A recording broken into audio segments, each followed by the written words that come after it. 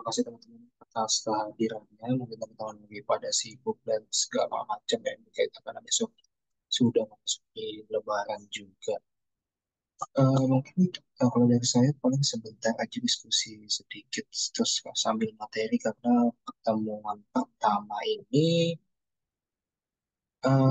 lebih menitik beratkan ke kontrak kuliah kita ya. Jadi ke depannya itu nanti kemungkinan saya nggak akan melakukan video conference karena saya yakin teman-teman juga pasti pada sibuk dan saya menghargai waktu teman-teman yang bisa hadir pada video conference hari ini.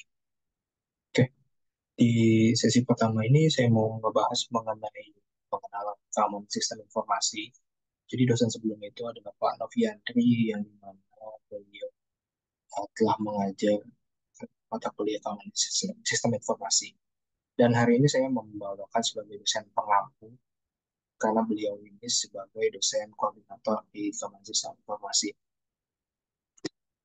Oke, saya menitik beratkan di sini teman-teman untuk terkait dengan tugas, UTS, UAS ataupun hal lain yang bersifat esai tidak boleh menggunakan ChatGPT, Gemini, ataupun Microsoft Copilot dan AI segala macam.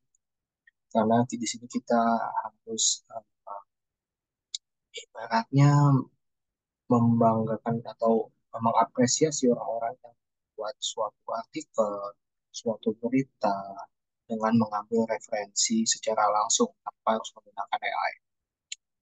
Di mana nanti tugas-tugas essay tersebut minimal teman-teman tuh harus mensertakan referensi di dalam essay tersebut yang teman-teman buat. Ya,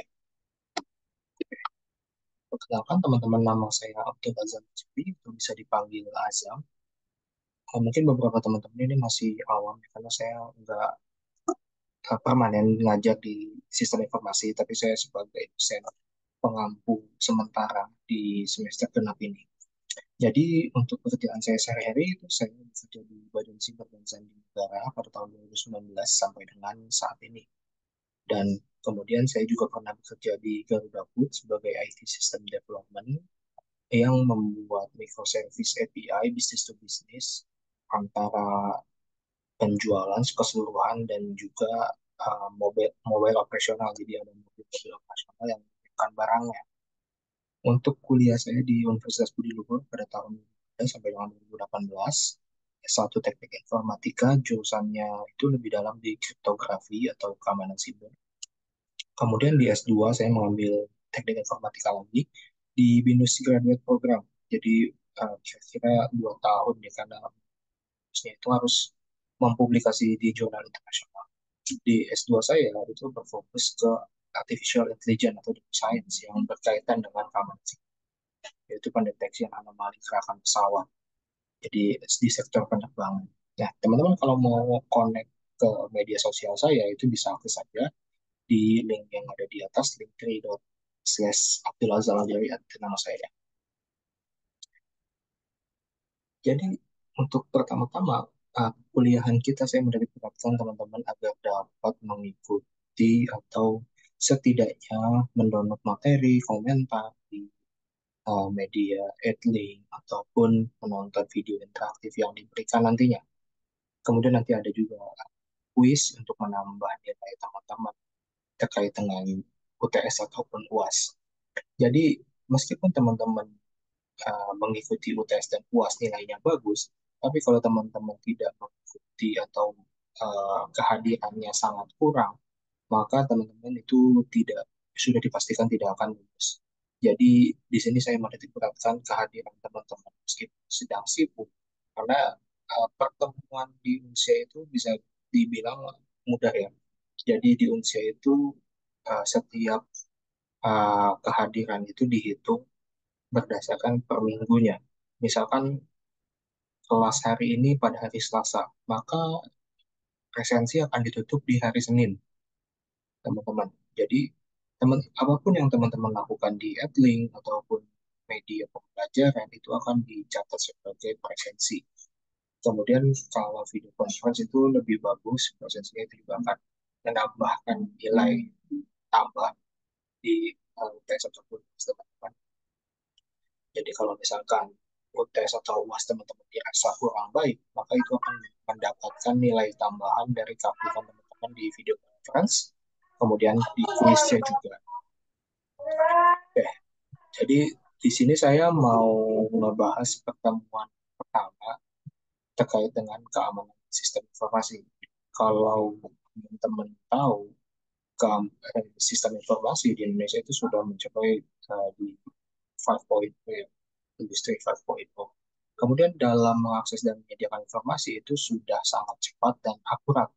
Kita lihat dari berbagai organisasi, perusahaan, perguruan tinggi, lembaga pemerintah maupun individual, dalam hal ini pribadi ataupun hanya hobi, itu sudah dapat mengakses informasi yang sudah bertebaran di internet yang sangat banyak sekali. Kalau kita lihat. Selamat malam, Mas Jimat. Jadi kalau dilihat keamanan siber atau keamanan informasi di Indonesia, itu bisa dibilang job desk-nya itu sangat luas dan masih sangat banyak karena kita masih kekurangan talenta-talenta keamanan siber ataupun keamanan informasi di Indonesia. Karena saat ini kita masih berfokus kepada development, kemudian consultant, dan lain sebagainya. Tapi dalam perlindungan ataupun melindungi data itu masih sangat sekali. Kalau dari survei USA, setidaknya ada 22% yang menganggap keamanan sistem informasi itu sebagai komponen penting. Namun, kesadaran akan masalah keamanan ini masih sangat rendah. Bisa kita lihat kalau di tahun-tahun sebelumnya ataupun di tahun ini masih ada APK-APK phishing yang dikirimkan di WhatsApp ke masyarakat di Indonesia. Dan hal itu sudah mencapai kerugian 12 miliar rupiah. Bisa dilihat ya teman-teman ya. Dari APK phishing tersebut saja masih ada masalah keamanan yang dimana eh, kesadaran kita tuh masih sangat rendah. Jadi masih dibutuhkan peningkatan kapabilitas kesadaran keamanan baik itu masyarakat kita sendiri ataupun di sisi kita yang sebagai developer atau yang bekerja di bidang informatika dan selain sebagainya. Jadi apakah sistem yang akan kita buat akan 100% aman? Tentu tidak bisa 100% aman ya teman-teman ya. Kalau kita melihat AI yang dipakai untuk serangan siber, kemudian ada threat actor yang didanai oleh pemerintah-pemerintah di belakangnya, itu kita tidak akan capai 100% aman. Jadi kalau kata para Anonymous, there's no place like 127.001. Nah, 127.001 merupakan local host yang tidak terhubung dengan internet luar. Jadi kalau mau aman, kita tidak bisa menggunakan internet. Kira-kira seperti itu ya. Nah, di sini juga ada timbal balik antara keamanan versus kenyamanan. Bisa dibilang keamanan itu akan selalu berbanding terbalik dengan kenyamanan. Jadi kalau kita mau yang aman, maka itu akan um, menghabiskan kenyamanan kita. Dan sebaliknya kalau kita ingin kenyamanan, maka keamanan kita itu bisa dibilang akan terkikis ya, tidak terpakai secara penuh. Nah, tergantung dari organisasi teman-teman apakah ingin keamanan yang tinggi, maka akan menyebabkan kenyamanannya itu sangat terganggu atau kenyamanan yang tinggi atau malah bisa balance ya kenyamanan dan keamanan. Itu nanti bisa diterapkan di sisi frameworknya ya biasa dikenal sebagai ISO 27001 Information Security Management System. Nah, kalau di computer security itu si Gavin dan Spafford menyebutkan, jadi komputer itu akan aman jika tergantung dengan software yang kita gunakan atau software yang kita ekspektasikan untuk digunakannya sebagai gimana.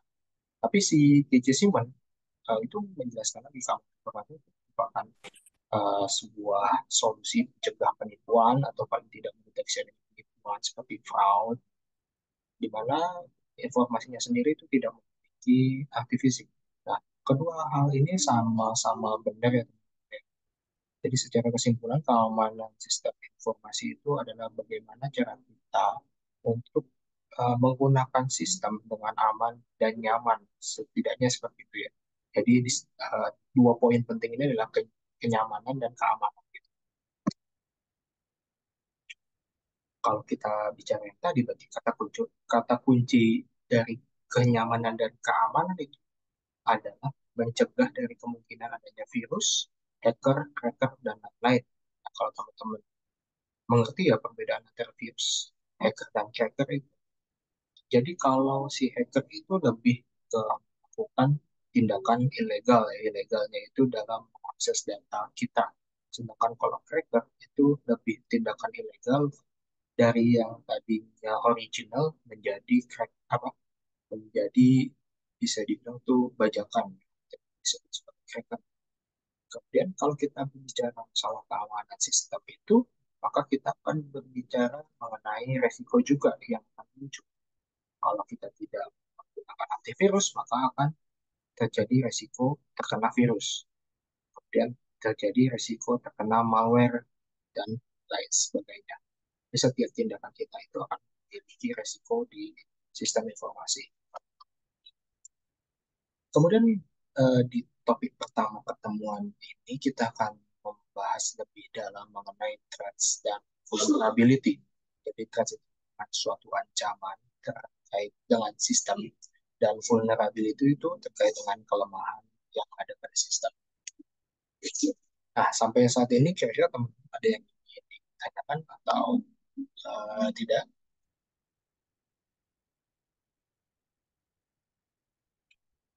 Karena tadi saya janji ya, itu kita tidak akan sampai jam 8, jadi kita mau memangkas lebih ringkas. Dan saya juga memangkas beberapa presentasi sehingga akan lebih mudah dalam teman-teman belajar. Nah, setidaknya tuh dalam uh, risiko terkait dengan 6 hal utama dalam sistem informasi, kita harus melihat dari efektivitas, kemudian efisiensi, kerahasiaan, integritas, dan keberadaan nih, kemudian juga kepatuhan dan keandalan. Nah, kalau di uh, OAPS ataupun di triad itu dikenal sebagai confidentiality, integrity, dan availability. Di sini berarti kita masuk lebih dalam di kerahasiaan, integritas, dan availability-nya. Jadi kalau kita ngomong uh, kerahasiaan, integritas, dan availability, berarti kita akan ngomongin model kerja yang digunakan untuk menjaga keamanan informasi. Model-model ini tuh sangat penting dalam keamanan informasi yang digunakan oleh berbagai perusahaan dalam beberapa dekade belakangan ini. Model ini tuh dapat membantu perusahaan untuk membangun sistem yang kuat dan komprehensif.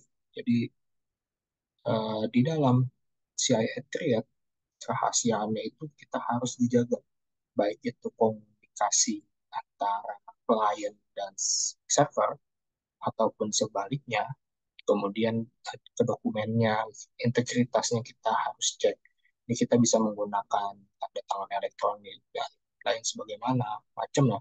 Jadi apakah dokumen itu SHA-nya, kemudian jejak digitalnya tidak dirubah oleh pembuat aslinya. Kemudian keberadaannya nih, availability-nya. Berarti kalau ngomongin availability, kita ngomongin load balance dari servernya. Apakah load balance servernya itu ketika diakses oleh jutaan orang akan masalah, ataukah masih tetap bisa normal berjalannya ya. Seperti itu. Jadi di sini kita akan lebih berfokus ke confidentiality, integrity, dan availability. Terkait dengan efektivitas, efisiensi, kepatuhan, dan keandalan itu akan mengikuti dengan CIA tadi. Kalau CIA triadnya sudah dipenuhi, maka sisanya itu akan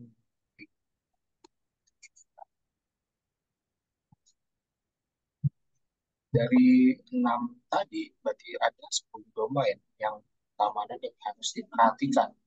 Di sini tuh domain ini menganut dari ISO 27001 Information Security Management System. Jadi ada akses kontrol, baik itu penggunaan ID card dengan RFID, apakah si ID card ini hanya untuk level kita saja atau kita bisa mengakses ke pintu-pintu level lainnya.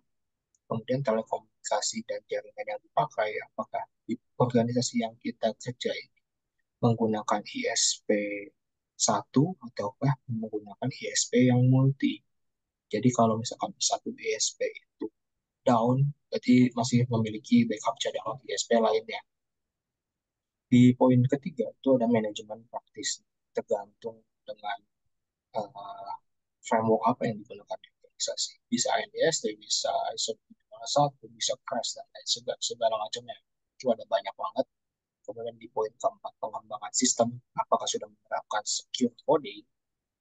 Secure coding itu berarti tidak hanya menggunakan kriptografi di poin 5, tapi di secure coding itu bagaimana kita menyimpan uh, atau mengeksekusi kode-kode yang berkaitan dengan pelindungan data pribadi. Kemudian di poin ke-6 itu arsitekturnya, kita harus melihat juga arsitekturnya apakah ini cukup kompleks menggunakan kontainer atau hanya tradisional yang masih nembak dari database. Itu harus diperhatikan terkait dengan skalabilitas di organisasi. Kemudian poin ketujuh itu pengoperasiannya. Pengoperasiannya itu secara otomatis itu tidak. Dan di poin ke-8, business continuity plan dan disaster recovery plan, ketika suatu sistem atau operasional kita terganggu, apakah ini akan menyebabkan bisnis kita juga terganggu dan berapa besaran biaya ketika terganggu di dalam 1 menit, 2 menit, 5 menit, 1 jam, 1 hari, 2 hari. Ini bisa kita hitung kerugiannya, misalkan terjadi yang kasus kemarin di BSI ya, ketika ada ransomware, maka kerugian per harinya itu pasti organisasi tidak bisa melakukan transaksi. Berarti kan kalau tidak bisa melakukan transaksi, ada banyak pegawai yang tidak menerima gajinya juga. Kemudian eh, proses bisnis lainnya juga akan terhenti sampai dengan mungkin bisa jadi kebangkrutan ketika hal itu dibiarkan terus-menerus. Dan poin ke-9 itu kebutuhan hukum, baik itu untuk investigasi digital forensik dan kode etik dengan mengikut sertakan pemerintah, polisi dalam hal ini patroli siber dan polisi biasa, kemudian seperti jaksa ataupun lain sebagainya yang lebih memahami hukum di pelindungan informasi. Jadi kalau kita ngomongin hukum berarti ada undang-undang ITE, kemudian ada juga undang-undang PDP, pelindungan data pribadi. Kemudian juga ada namanya Perpres IIV, Peraturan Presiden Infrastruktur Informasi Vital. Nah, kalau di perbankan, di pinjaman online itu ada lagi namanya Peraturan OJK dan Peraturan Bank Indonesia, tergantung dengan kebutuhan hukum yang ada di organisasi kita. Kemudian di nomor 10 tata letak fisiknya, karena kita di Indonesia itu sudah menganut tentang fisik harus di Indonesia minimal 1. Jadi kalau bisa suatu organisasi itu memiliki 2 ya minimal untuk tata letak fisik server. Jadi ketika misalkan di server di Jakarta mengalami kendala ataupun masalah bencana alam, maka server lainnya itu masih bisa beraktivitas dan operasional kita tidak terganggu.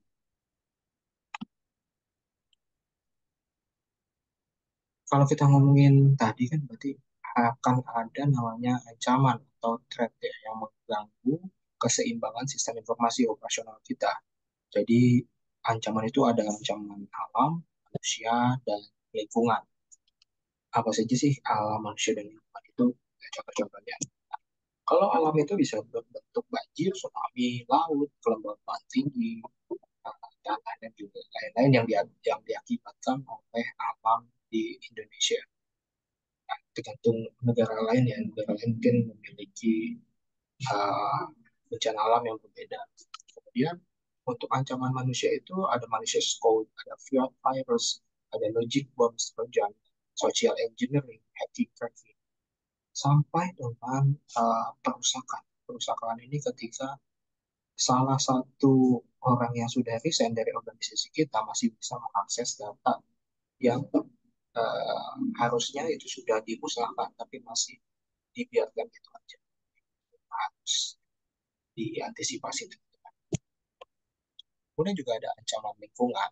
Ancaman lingkungan ini seperti penurunan tegangan listrik atau kenaikan secara tiba-tiba, kemudian ada efek bahan kimia, kebocoran AC. Nah, ini akan dampak ke server yang kalau kebocoran seperti AC dan lain sebagainya macam. Jadi akan mengganggu kinerja operasional server. Oke, mungkin kalau dari saya segitu teman. Ada yang ingin ditanyakan nggak terkait dengan diskusi kontrak kerja atau perkuliahan di semester satu dan lain-lain? Silakan kalau ada yang mau ditanyakan.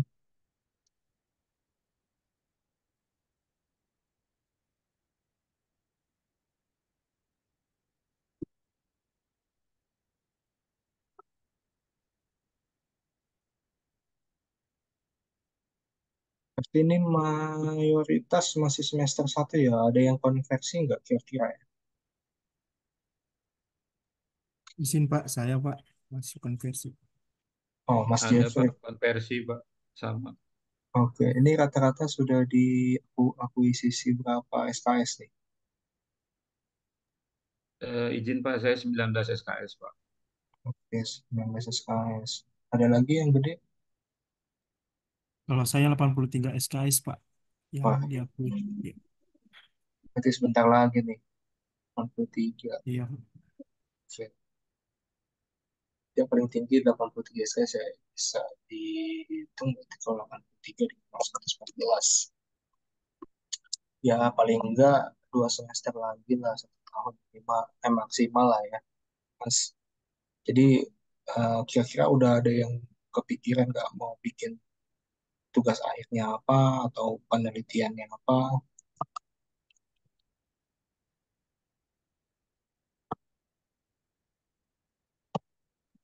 Izin Pak mau tanya juga itu Pak soal tugas akhir itu apakah kami itu harus buat sebuah sistem begitu ya Pak?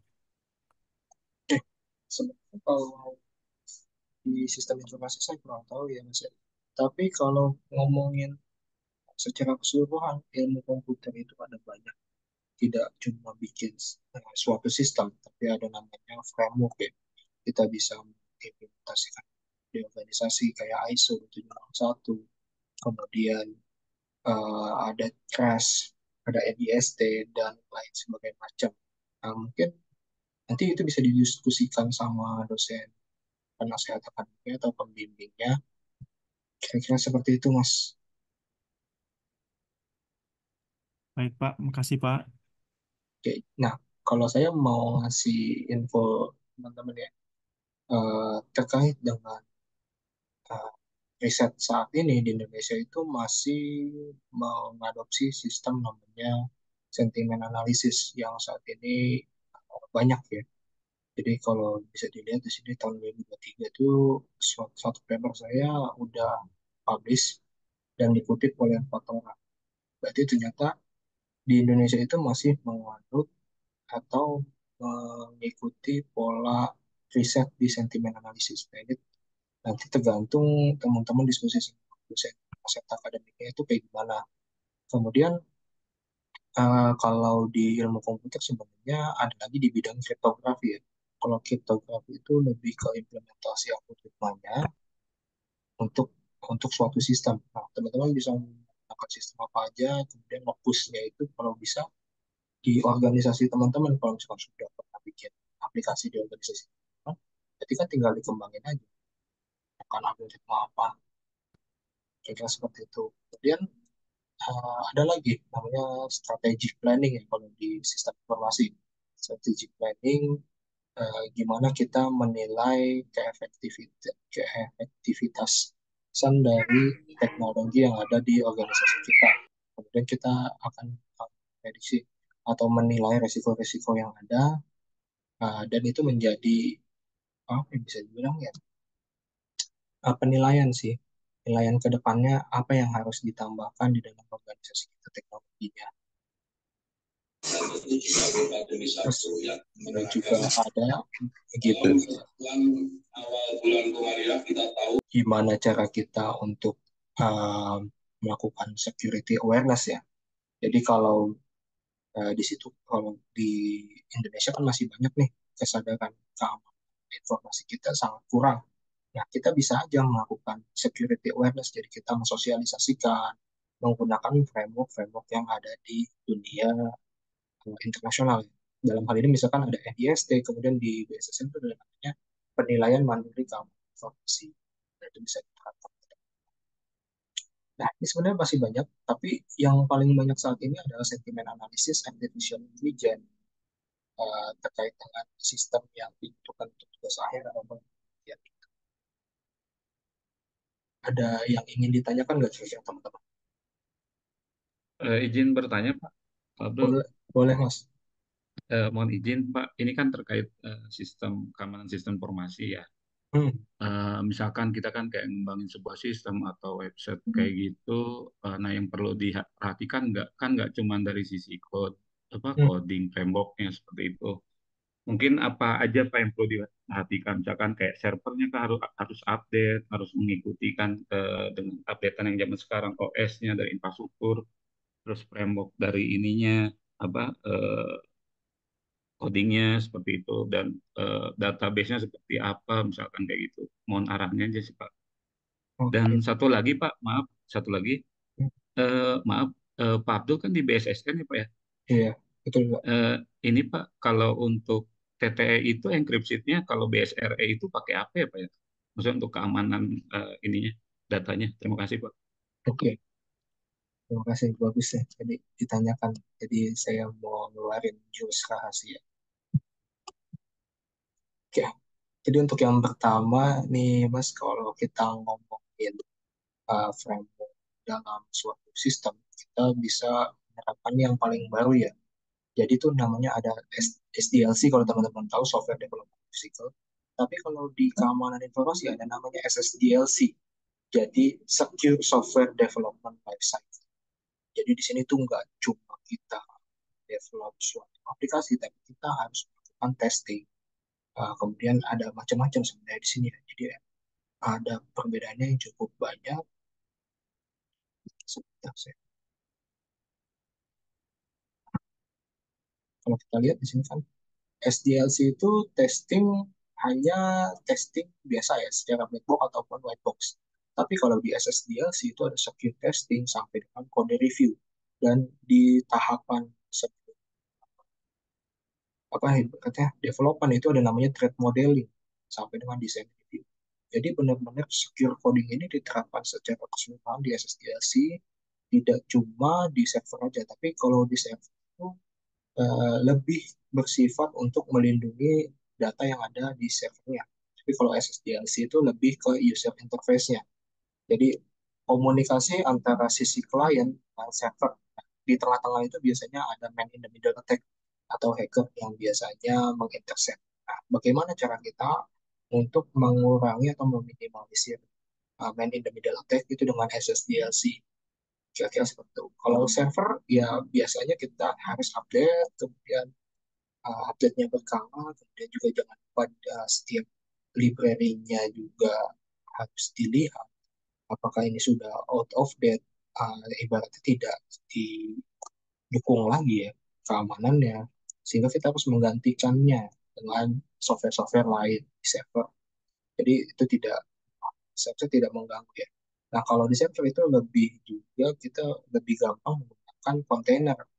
Kalau dalam hal ini berarti kan teknologinya Docker. Jadi ketika ada suatu yang error di salah satu, maka tidak akan mengganggu proses bisnis lainnya. Nah, berarti sifatnya itu microservice. Setiap proses berjalan secara mandiri, tidak mengganggu proses lainnya. Kira-kira seperti itu. Nah, terkait dengan TTE di BSS. Jadi kalau kita ngomongin tanda tangan elektronik, integritas data, maka kita akan ngomongin namanya hardware secure module, HSM. Mungkin teman-teman masih awam dengan HSM ya. Jadi HSM itu seperti suatu server, tapi dia memiliki kunci yang tidak dimiliki oleh orang biasa.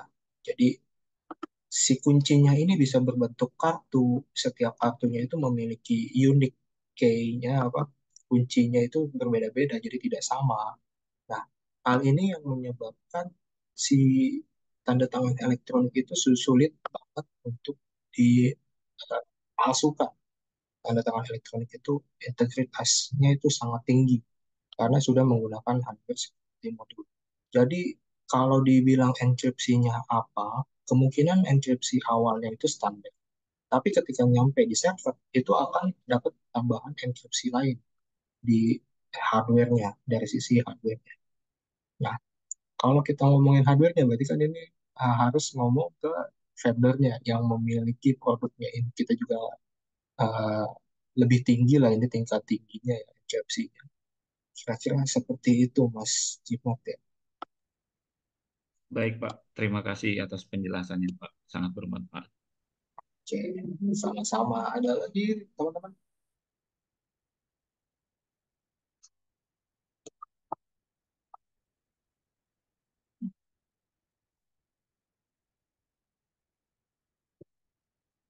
Sudah tidak ada lagi atau ingin terkoneksi, bisa akses di LinkedIn saya juga ada. Bisa kontak ataupun follow di situ. Jadi saya di situ juga ada GitHub-nya, ada Kompasiana, biasanya saya buat artikel-artikel juga. Kemudian ada GitHub saya juga. Kira-kira seperti itu teman-teman, karena tadi saya janji gak sampai jam 8. Mungkin kita sudahi dulu ya. Karena saya yakin teman-teman juga lagi sibuk sama keluarga. Kemudian ada yang pulang kampung juga. Jadi saya tidak ingin mengganggu teman-teman nih. Oke. Kira-kira kalau nggak ada yang ditanyakan lagi, kita cukupkan sampai di sini ya, teman-teman ya. Ah, Ya, Bapak, oke, siap. Gimana, Mas? permisi Pak, saya mau nanya kan, maaf ya Pak, saya telat tadi masuknya. Oke, siap. Ya, ini terkait, sebenarnya masih terkait pertanyaan saya di Adlink tadi ya, tadi Oke, pagi ya Pak. Itu kenapa ya Pak bisa, apa karena memang ada karena konfigurasi itu Pak, makanya itu bertimbal balik gitu Pak antara keamanan dan juga kenyamanan gitu Pak. Karena kan eh, saya ini mahasiswa konversi ya Pak. Jujur di kampus saya yang lama semacam sistem keamanan itu masih belum dipelajari lebih dalam gitu Pak. Dan sementara saya kemarin ikut program MSIB. Memang sempat disinggung tentang keamanan, cuman nggak terlalu dalam, makanya saya belum terlalu paham gitu Pak. Kemarin soalnya yang lebih kami singgung pas MSIB, terutama saya pribadi, adalah cara mendesain tampilan agar nyaman gitu di pengguna, tapi tidak merugikan untuk para coder gitu Pak. Sekian itu Pak, oke. dan saya. Itu ya. Oke. Ada lagi nggak? Oh, udah sih Pak, mungkin saya itu aja Pak, lebih ke arah Oh, alasannya kenapa gitu Pak, apa misalnya apa kesenjangan antara keamanan dengan tampilan itu bisa diminimalisir seminimal mungkin gitu Pak oleh para UI UX designer dan juga para coder gitu agar dapat titik temu yang lebih pas gitu Pak. oke. Terima kasih, Mas Andra. Jadi, kalau saya sempat sini tadi diskusi di 402 ya, 3 ya. Oke. Nah, jadi kalau yang dimaksudkan dengan keamanan dan kenyamanan itu dicontohkan ya sebagai serangan. Misalkan ketika ada seseorang yang kita anggap sebagai teman dekat mengirim berkasnya ini entah apalah PDF ataupun Word dan segala macam ke email, dan si teman kita ini tidak mengirimkan nilai SHA atau jejak digital dari berkas tersebut. Bisa saja kalau kita menggunakan ibaratnya service email selain Google ataupun Microsoft. Jadi dalam hal ini kita menerapkan service email yang kita buat sendiri di hosting.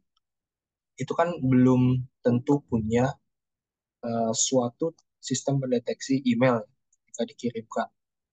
Jadi kita nggak tahu nih apakah si berkasnya ini aman atau enggak. Terus tiba-tiba kita download aja nih, karena ini udah biasa kan di itu, karena tampilannya nggak ada masalah, Karena kita sudah terbiasa melihat, eh, ibaratnya kita sudah nyaman lah, terbiasa melihat tampilan yang monoton gitu-begitu aja. Terus tiba-tiba kita dikirimin berkas dari teman kita yang udah lama nggak ketemu, lewat email. Kita nggak menaruh rasa curiga karena kita sudah eh, nyaman dengan tampilan hal itu. Padahal kalau kita lihat di sisi Google ataupun Microsoft, mereka sudah menerapkan namanya pendeteksian malicious file ya di email. Kemudian kita download nih.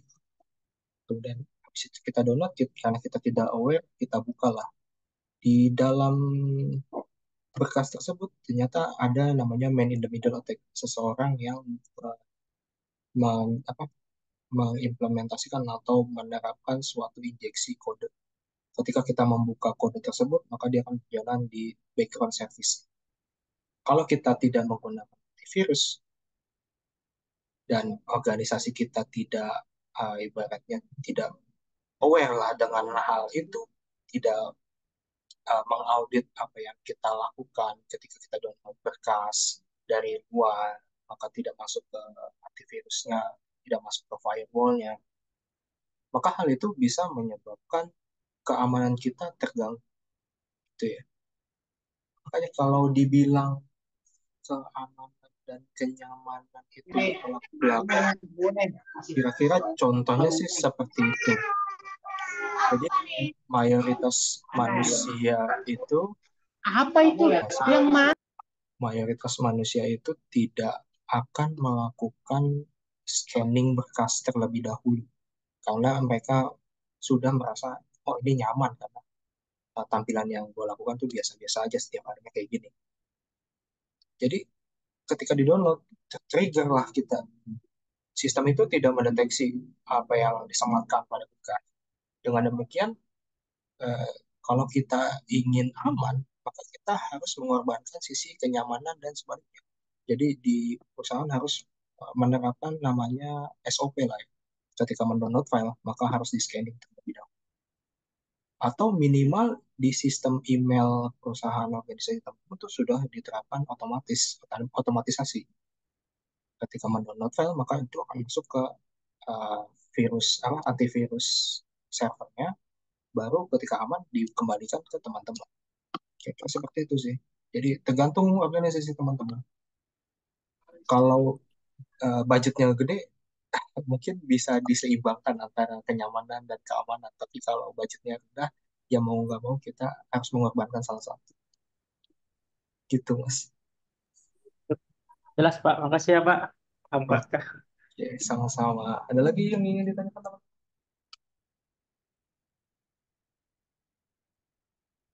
Baik. Mungkin karena udah setengah jam ya, jadi saya nggak mau ganggu teman-teman lagi nih. Oke, terima kasih teman-teman atas kehadiran. Jadi nanti entah di pertemuan ketiga atau keempat, nanti saya akan berikan quiz. Teman-teman boleh isi dan batas waktu itu 1 minggu. Dan itu akan menambah nilai tes dan puas dari teman-teman itu sendiri ya. Ya, terima kasih teman-teman atas kehadirannya. Mungkin demikian. Assalamualaikum warahmatullahi wabarakatuh. Assalamualaikum. Waalaikumsalam Waalaikumsalam warahmatullahi wabarakatuh. Terima kasih Pak Abdul. Waalaikumsalam warahmatullahi Waalaikumsalam. Terima wabarakatuh. kasih, Pak. Oke, Terima kasih Terima Pak. kasih, Pak. Ya.